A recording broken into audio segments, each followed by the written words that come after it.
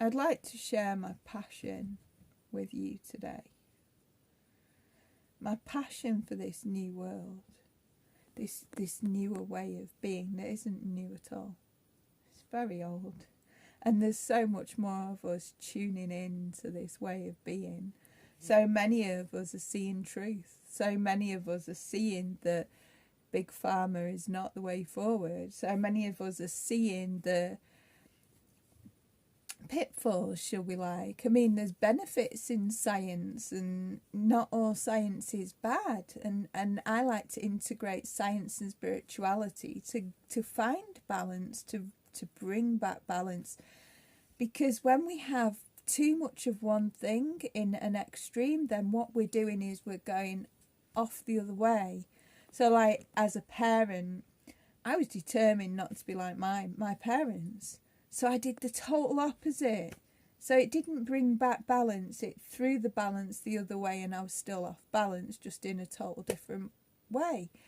Life is like that. To bring back balance, we can't push things away completely, and we can't do the total opposite, because neither thing is in alignment with truth. Truth and alignment is kind of like dead in the centre, heart centre, earth centre. The centre of what everything is, behind the bullshit, the conditioning, the things that we're told through education systems and religions and all that. Now, I'm not saying there's no truth in there. There is. There's truth in everything. But what percentage of truth? Who knows?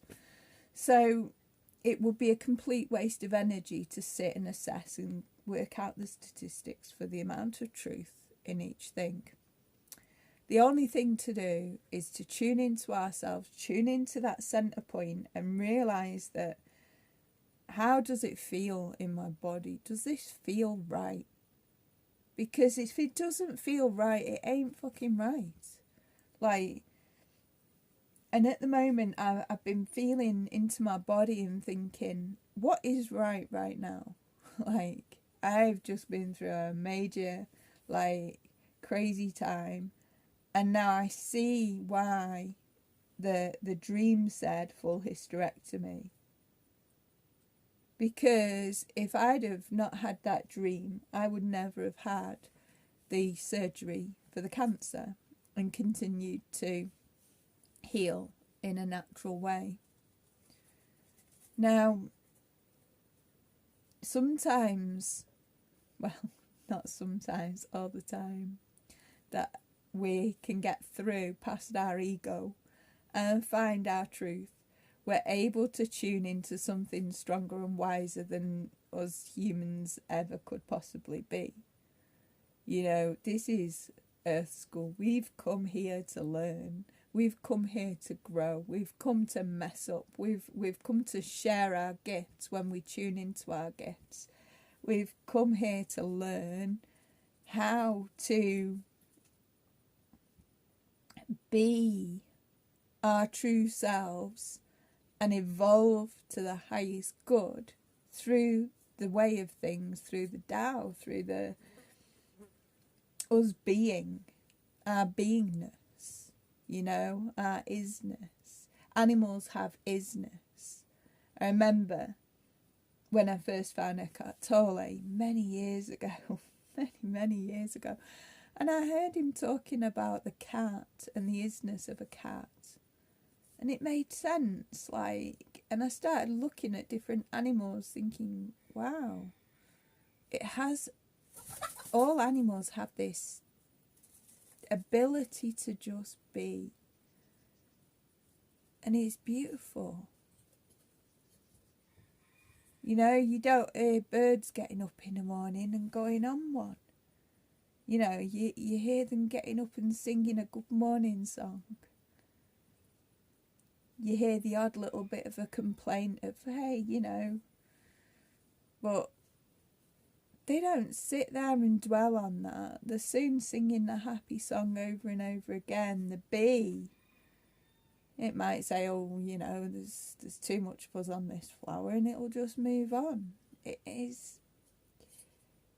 doesn't sit and dwell on what's not serving the highest good. It just goes about doing its little bee business. The flies are just being flies. The bees are being bees. The trees are being trees. Everything's just being, apart from us as humans. And us humans are so busy doing, we forget how to be. And as us humans are so busy, we get further and further and further and further and further and further away from our truth. Because instead of allowing ourselves to tune into who we are, what we are, we become fully in our human experience, trapped by the world of phenomena that's around us, and we become imprisoned in our own heads. We screw ourselves over left, right and centre. We keep ourselves trapped. We fear ourselves more than anything else in the world because we just can't sit fucking still. We just can't stop doing. And the more we learn to slow down and just be, even just for moments of the day, the more we can tune into that beautiful, quiet, peaceful place of love and just joy. And when we're in that place of just love and joy and gratitude, the world doesn't have the bullshit. It doesn't have the noise. It doesn't have the anything other than it's just going about doing its thing. The world keeps turning. The sun keeps shining. The moon. Oh, the beauty of the moon. The beauty of the colours. The beauty of the animals. The beauty of the life, death, rebirth cycles that just are all the fucking round us. It's just so amazing. The world is so amazing. And we have to learn to just slow down enough to see that just beauty in everything. And when we do that, we start to see the beauty in ourselves, and we can tune into the beauty of ourselves, and we can tune into our true north, our centre, the things that make our heart sing, and then we can shine, and we become like lighthouses because we're there being ourselves, and as such a beautiful thing that ourselves are in its truest beautiful form. We're shining so radiantly that people are attracted to that beauty, that divine beauty, that divine magnetism, and people come and people enjoy that, and people want to have a little piece of that, and they ask questions, and then they find that light in themselves. It's so beautiful. It's so beautiful when we stop and take time to appreciate each other and share and love and grow and nurture and create together.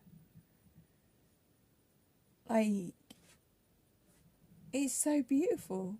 And in such a state of beauty, we can sit with our sadness, and we can sit with our grief, and we can hold ourselves, and we can just be and allow that to be.